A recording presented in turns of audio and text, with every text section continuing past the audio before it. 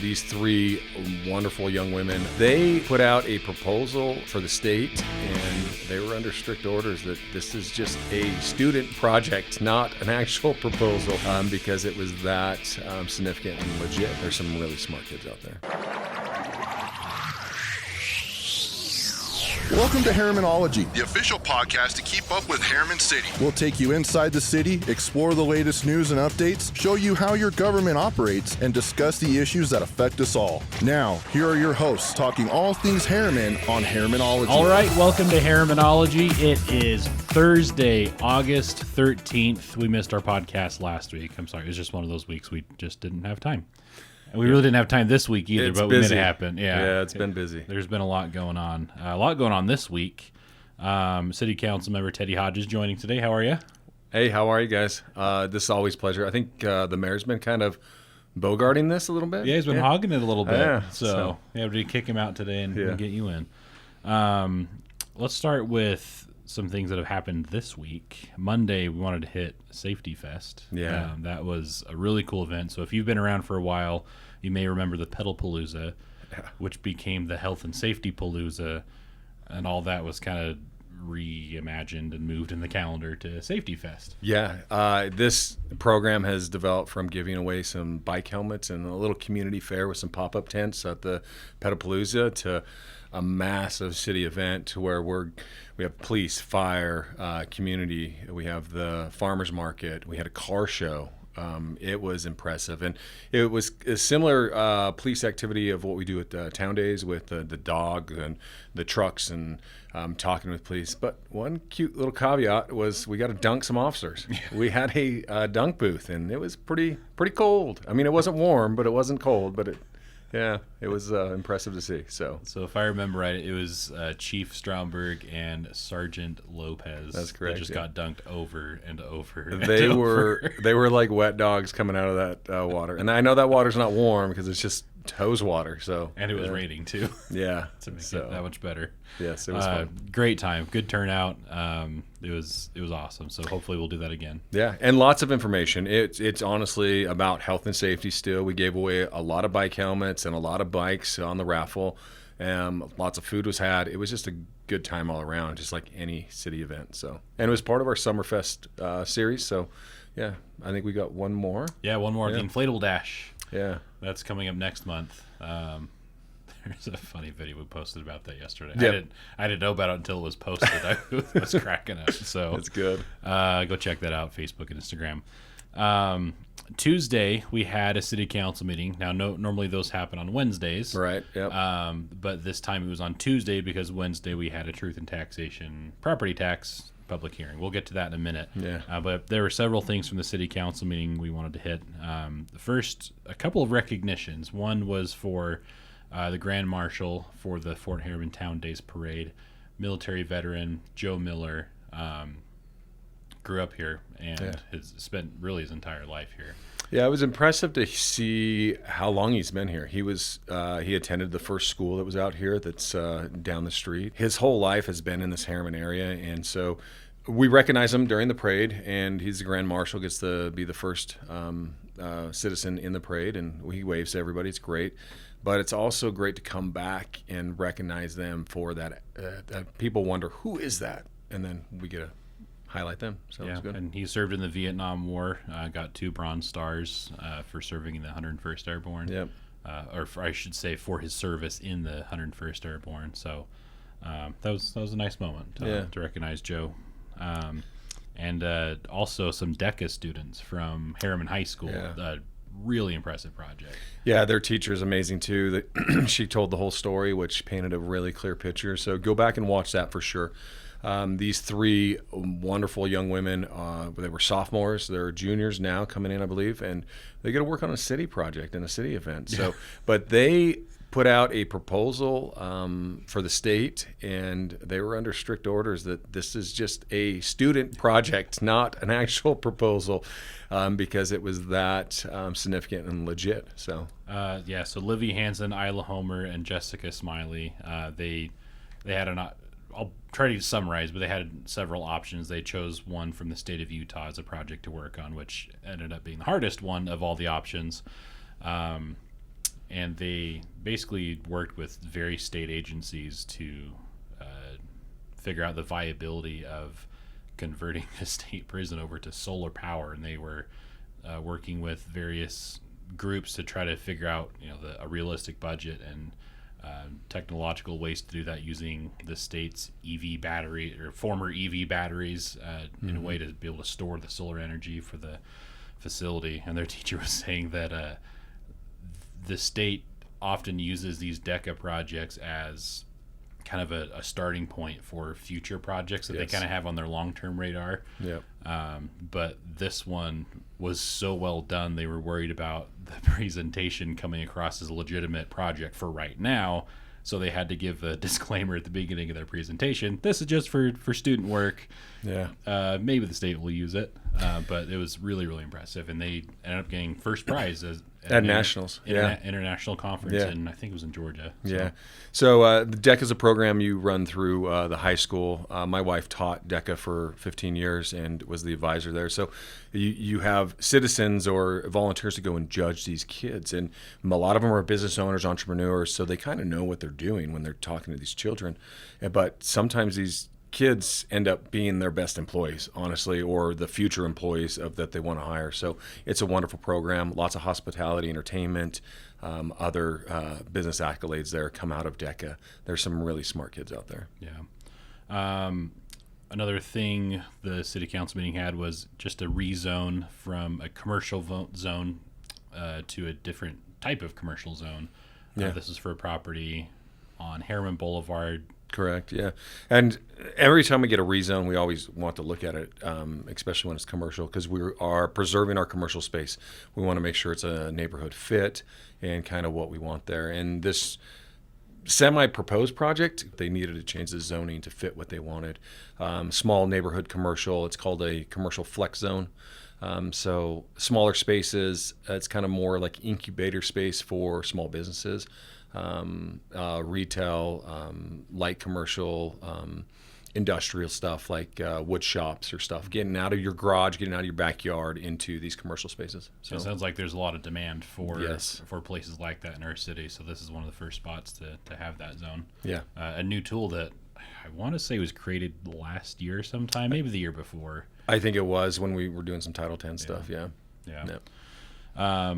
And one more presentation discussion. I guess it was a voting item. The police chief was talking about some potential updates to how they forecast and deal with department growth, and they call it their growth silo model, which basically means different aspects of policing can grow in maybe different rates, and how they will use different data points to help know when they need to hire new officers, or various things here and there, or with their vehicle fleet, things like that. So he presented on that for a minute. The city council some questions and ended up being approved.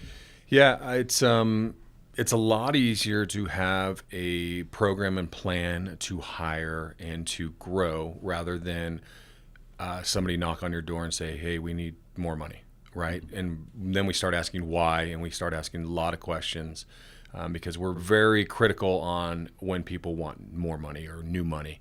And so we really drive them down to like, why? Why is that? Why do you need new money? If it's, hey, I just need 10 new officers or four new officers, we question it highly. And so having this program or model to get the metrics and actually go off data and real-time data, that's critical. And so that makes our decision much easier, makes it much easier to present to the public too and say, hey, this is why. And when you show them the detail of that aspect, then it's a lot easier. Yeah, the old phrase "data-driven decisions." That's something the city embraces quite a bit. And when budgetary decisions are made, it's always based on some information somewhere. Yep. This happens to be within the police department. Other departments do very similar things. Yeah. It's another instance of information being used to use your tax money wisely. Absolutely.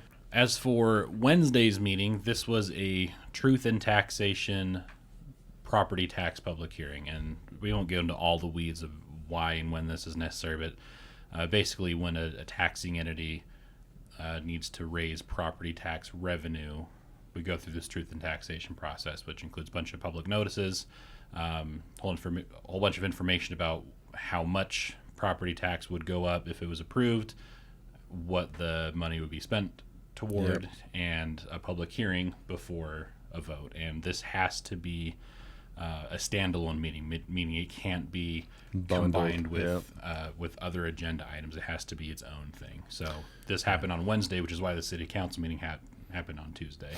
It was surprising that we only had one citizen show up. And no comments. Online, written, or otherwise. So that's indicative of a couple things, and we hope it's indicative of your trust in us to use your tax dollars wisely and the stewardship we have on those tax dollars. And we know it wasn't a significant value, but it's still significant in your tax dollars. And so we want to make sure that you understand what happened and why. We had two truth and taxation meetings last night. One was for our Herriman Safety Enforcement Area, our police, and we keep that in a separate tax bucket than our general fund or even our fire.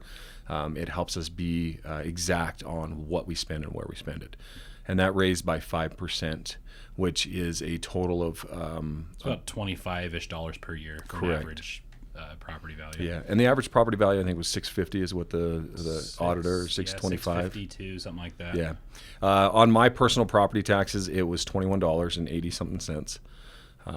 So, and that's for the year. And then the second one was for our fire safety district, and it was a 2% tax increase, and so about $12 I think it was on the average. 11, 12, 10, somewhere around there. Yeah, and on my Per personal year. taxes it was 9 something. Yeah.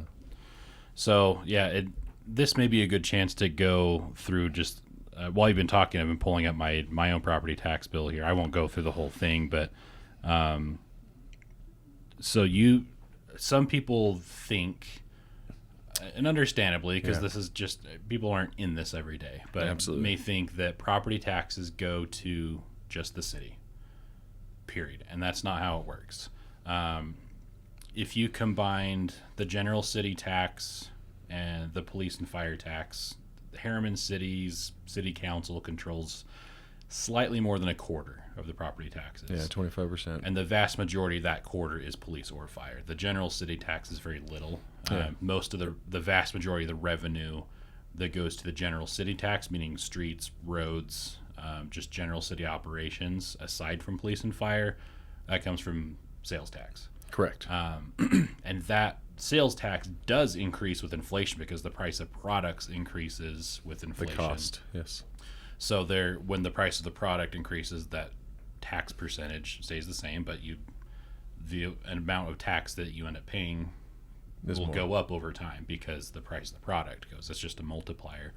But with property tax, it's a little bit different in Utah. Correct. Where the equation kind of works backwards. We have to decide how much revenue we need, and then the state and county figure out the formula between the property value. They figure out how much the multiplier for the tax need to be to hit that revenue amount. And if property values go up, which they almost always do, then the rate will go down. So there isn't to match that same revenue as before. So there isn't this automatic inflation thing that comes in. So that's what this increase was for.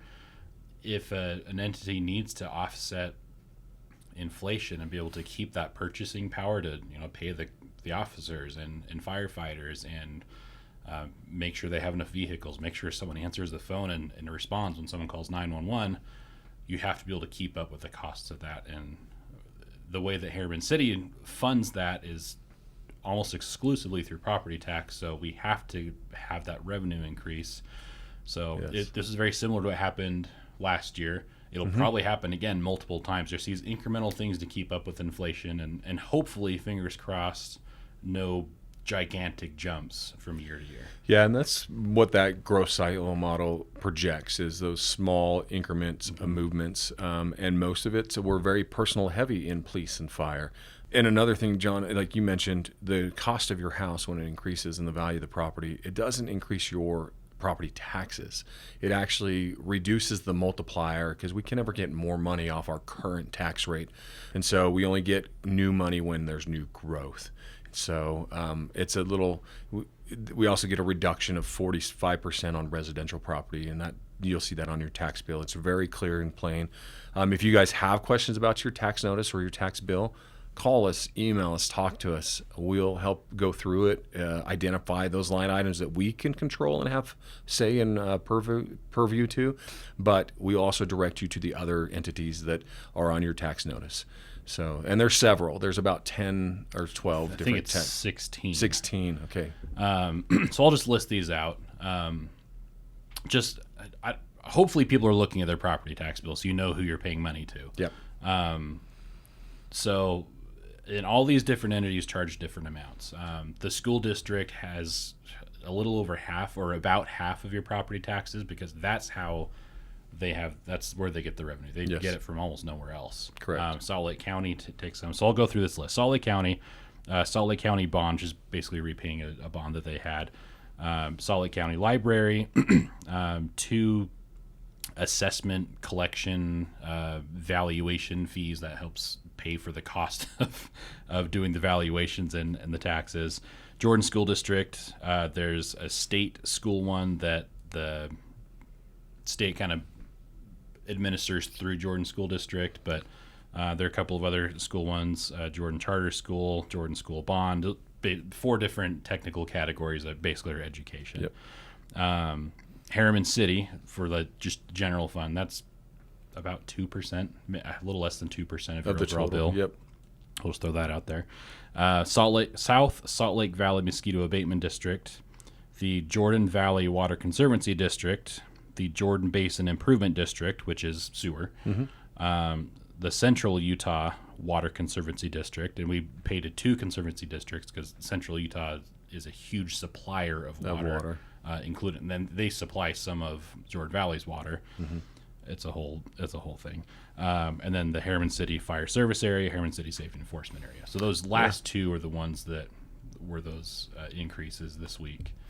Yeah, and the average resident, I don't know how much you pay on your bill, but my city tax bill is like $53, and so it's a insignificant value to your overall property taxes, but we still hold that dearly because we have never increased that tax rate in 27 years for that general city line item. It's been ever since 1999 when we were incorporated. Yeah.